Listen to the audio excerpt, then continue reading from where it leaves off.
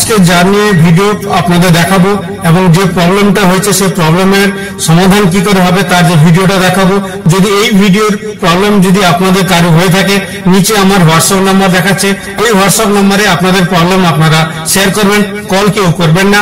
আর অন্যান্য যদি কোনো প্রবলেমের মধ্যে আপনারা পড়ে থাকেন তাহলে আপনারা আমাকে ওই লিংক বা ওই ভিডিও বা কোনো ভয়েস রেকর্ডিং আপনাদের কাছে যাই কিছু থাকবে আপনারা আমাকে পাঠাতে পারেন, আপনাদের যদি পাবলিসিটি করানোর আপনারা প্রয়োজন মনে করেন। আর যদি কোনো প্রবলেমের মধ্যে পড়েছেন, আপনারা প্রবলেম সলভ করতে পারছেন না, আপনারা আমার সঙ্গে যোগাযোগ করবেন। আমি 99% চেষ্টা করবো আপনাদের প্রবলেমটাকে সলভ করে দেওয়ার জন্য। চলুন আজকে টোটাল ইনফরমেশনটুকু আপনাদের দিতে থাকি। পিএম কিষানের আবেদন করতে গেলে ওয়ারিশনের যদি কেউ থাকেন তাহলে ওনারা কি করে আবেদন করবেন এই পিএম কিষানে, এই নিয়ে আজ টোটাল ভিডিও স্কিপ করবেন না, একটু লম্বা হবে, ধীরে ধীরে দেখবেন, নিজেরা বুঝে যাবেন যে যদি ওয়ারিশনের ক্ষেত্রে আমরা পিএম কিষানের লাভার্থী কি করে হব। চলুন টোটাল ইনফরমেশন আপনাকে শেয়ার করতে থাকি।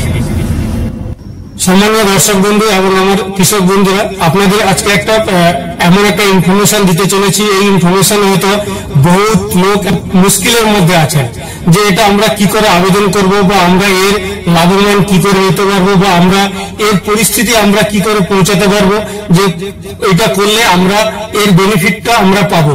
সেটা হচ্ছে পিএম কিষাণ সম্মান নিধি প্রকল্পতে আমরা নথিভুক্ত করবো। প্রবলেমের মধ্যে একজন আছেন, উনি আমার একজন সাবস্ক্রাইবার, তো ওনার বাড়ি আর আমার বাড়ি কমসে কম 600-700 কিলোমিটার দূর।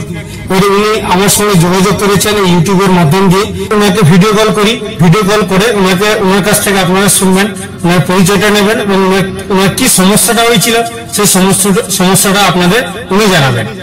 তো চলুন আমি ওনাকে ভিডিও কলটা করি। হ্যালো, হ্যাঁ অসীম বাবু বলছেন?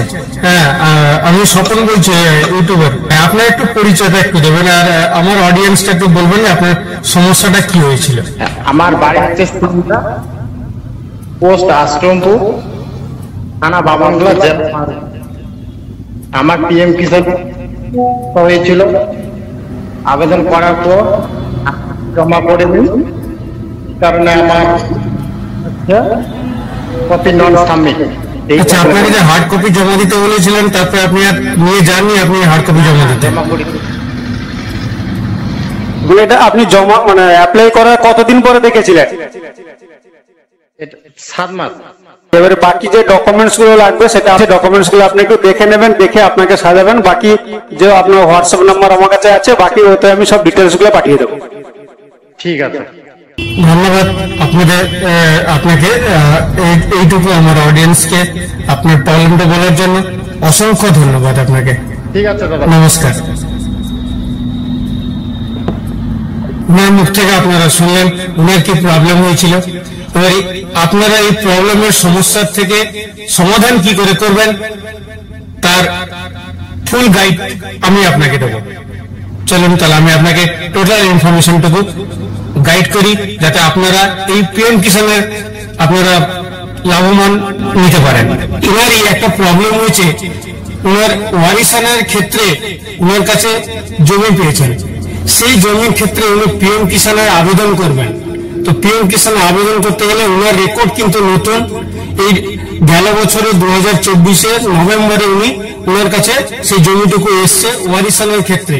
তো সেই ক্ষেত্রে আপনারা আবেদন কি করে করবেন, তো সেই ক্ষেত্রে কি কি আপনাদের ডকুমেন্টস লাগবে এবং কি বৃত্তান্ত, সেই নিয়ে আজ এই ভিডিওটা একটু লম্বা হবে, আপনারা মন দিয়ে শুনবেন, দিলে আপনারা নিজের কাজ নিজেরা করতে পারবেন এবং আপনারা এই পিএম কিষাণ সম্মান নিধির লাভবান আপনারা নিতে পারবেন। তো আমি এই নিয়ে আমি পিএম কিষাণের অফিসে এসে পৌঁছে যাওয়ার পরে আমি যে জিনিসগুলো ওনাদের কাছ থেকে ইনফরমেশন পেলাম, দেখুন আমি ওনাদের কাছ থেকে এত ইনফরমেশন পেয়েছি মানে সব বলার মতন না, এত ইনফরমেশন।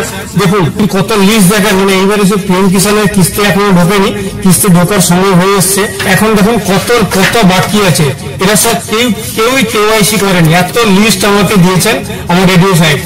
এইবারে ওনার সঙ্গে যখন আমি কথা বলতে গেলাম যে এখন এই ওয়ারিশনের ক্ষেত্রে তো আমরা কি করে আবেদন করব, আমাদের এই পিএম কিষাণের লাভবান আমরা কি করে নেব, তখন উনি আমাকে কিছু নোট করতে পারেন। নোট করেছি, ডকুমেন্টস গুলো আপনাদের জোগাড় করতে হবে এবং জোগাড় করে আপনাকে আবেদন করতে হবে। এবারে আপনারা কি করে আবেদন করবেন? আপনাকে প্রথমত অনলাইন আপনাকে পিএম কিষাণ পোর্টালে আপনাকে আবেদন করে নিতে হবে। প্রথম কাজ হচ্ছে পিএম কিষাণের পোর্টালে আপনাকে আবেদন করে নিতে হবে। তাহলে আপনারা বলবেন যে ওয়ারিশনের ক্ষেত্রে যখন আমার কাছে জমি এসছে, আমার কাছে নতুন রেকর্ড 2018-19 ছাড়া রেকর্ড ছাড়া আবেদন হয় না। কথাটা সত্যি।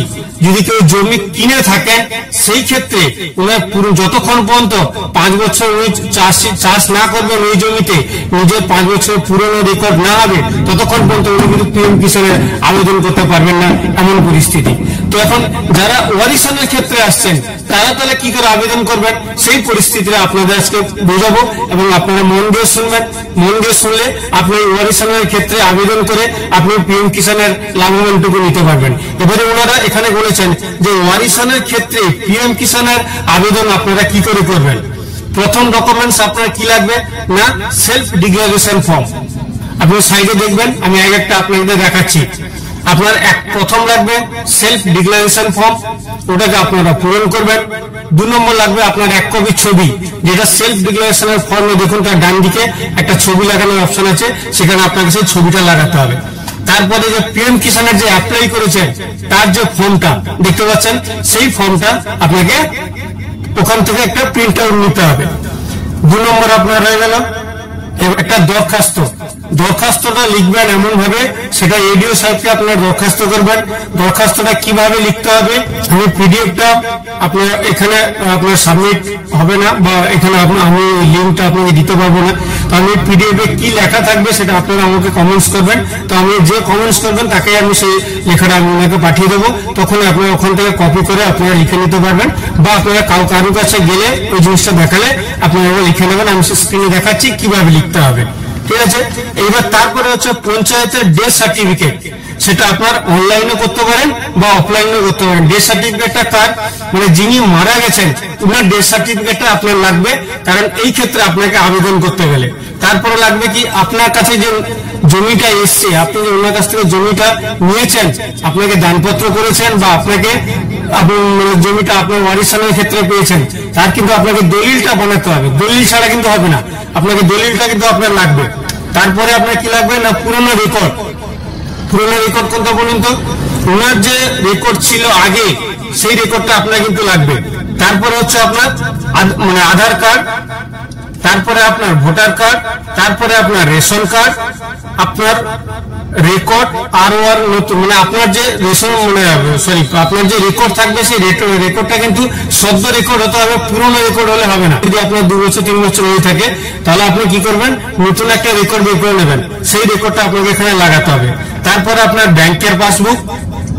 ব্যাংকের পাসবুকে আপনার ইকেওয়াইসি থাকতে হবে, মানে আপনার যে এনপিসিআই যে ডিবিডি লিঙ্ক, সেই ডিবিডি লিঙ্কটা কিন্তু আপনাকে ব্যাংকে গিয়ে আপনার অ্যাকাউন্টের সঙ্গে আপনার আধার লিঙ্ক করাতে হবে। কারণ পিএম কিষাণ যে টাকা আছে সেই টাকাটা কিন্তু আধার নাম্বার অনুযায়ী আসে, ব্যাংকের খাতার নাম্বার অনুযায়ী আসে না, সেটাকে আপনাকে ডিবিডি লিঙ্ক করে নিতে হবে।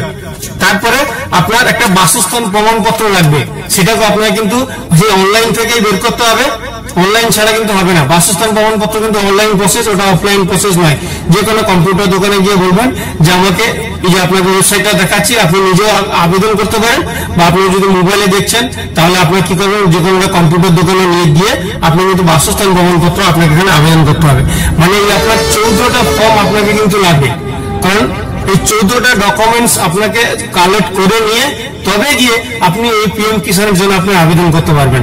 কারণ আমি আজকে এসেছিলাম সেই পিএম কিষাণ রেডিও সাহেবের অফিসে, টোটাল ডকুমেন্টস গুলো যখনই আপনি সব ব্যবস্থা করে নেবেন, এবারে আপনাকে সাজাবেন কি করে না, সেলফ ডিক্লারেশন ফর্মের উপরে ছবিটা লাগবে, ওটাকে ফিল আপ করবেন। তারপরে পিএম কিষাণের ফর্ম দেবেন, তারপরে আপনি দরখাস্তটা দেবেন, দরখাস্ত পরে পঞ্চায়েত থেকে যে ডেথ সার্টিফিকেট এনেছেন তারপরে দেবেন।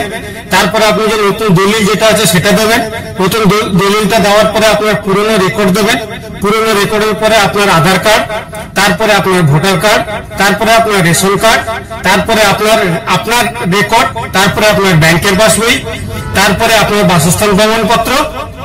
বাস এই ডকুমেন্টস গুলো সাজিয়ে নিয়ে আপনাকে একটা ফাইল বানিয়ে আপনাকে নিয়ে যেতে হবে। মানে এই সাবস্ক্রাইবারে আমার প্রবলেমটা হয়েছিল, আমি প্রবলেমটা কি করে সলভ করবেন, কি করবেন, আমি এটাকে নিয়ে একটু চিন্তায় ছিলাম। তখন বললাম না, এটা তো আবেদন করা যায়, তো এটা ওয়ারিশনের ক্ষেত্রেও হয়, কারণ আমারও এরকম ক্ষেত্রে হয়েছে। আমার যখন বাবা মারা গেছেন, তো আমি ওয়ারিশনের ক্ষেত্রে আমি পিএম কিষানের লাভার্থী। তো আমি যেভাবে করেছিলাম, তো সেটা অন্য কেউ কেন করতে পারবে না? আমি এই নিয়ে যখন আমি এডিও সাহেবের অফিসে এলাম, এসে দেখতে পাচ্ছেন আমি এখন পর্যন্ত গাড়িতে বসে আছি।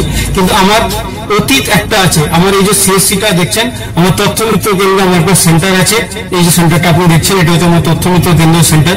আমার সেন্টারের নাম হচ্ছে তথ্য মিত্র কেন্দ্র, কারণ আমি মানুষকে তথ্য সরবরাহ করি। এটা আমার ফ্রি অফ কস্টে আমি এই সার্ভিসটুকু দিয়ে থাকি। আমার সেন্টারে যারা আসেন, ওনারা অ্যাডভাইস নেওয়ার জন্য আসেন যে এই প্রবলেমের মধ্যে পড়েছি, এর থেকে সলভ কি করে করা যায়। সেই সলভের সমাধান কিন্তু একমাত্র আমার এই তথ্যমিত্র কেন্দ্রতেই পাওয়া যায়। এই জন্য আমি আপনাদের এই ইনফরমেশনটা দিলাম যে ওয়ারিশনের ক্ষেত্রে আপনি পিএম কিষানের লাভার্থী কি করে হবেন। সেই জন্য টোটাল ইনফরমেশন আমি কিন্তু আপনাদের এই ভিডিওতে শেয়ার করলাম। আমার দেওয়া তথ্য যদি আপনাদের ভালো লাগে, তাহলে একটু লাইক করে দেবেন, এবং চ্যানেলে যদি প্রথম হয়ে থাকেন, চ্যানেলকে সাবস্ক্রাইব করে নেবেন, এবং অপরকে জানার জন্য শেয়ার করে দেবেন বেশি বেশি করে। কারণ দেখেন, প্রচুর লোক আছেন যারা ওই ওয়ারিশনের ক্ষেত্রে পিএম কিষানের অ্যাপ্লাই করতে পারছেন না, খুব সমস্যার সম্মুখীন হচ্ছেন। ওয়ারিশনের ক্ষেত্রে আমরা জমি জায়গা পেয়েছি, হয়তো আমার বাবা ছিলেন, বাবা মারা গেছেন, তো আমার হয়তো আর কেউ পিএম কিষান পাচ্ছেন না। তো আমরা সেই পিএম কিষানটা আমার আয়ত্তে আমি কি করে নেবো? ট্রান্সফার তো হয়ে আসবে না, উনি মারা গেছেন, তো ওনার তো বন্ধ হয়ে গেছে, তো আমি সেই জমির আমি কি করে তার লাভার্থী হব? সেই জন্য টোটাল ইনফরমেশন কিন্তু আমি এই ভিডিওতে আপনাকে শেয়ার করলাম। আপনাদের কাছে এটা রিকোয়েস্ট থাকবে, যতটা পারবেন আপনারা শেয়ার করবেন, এইটুকু আমি আশা করি। নমস্কার, জয় হিন্দ, ভারত মাতা কি জয় হোক।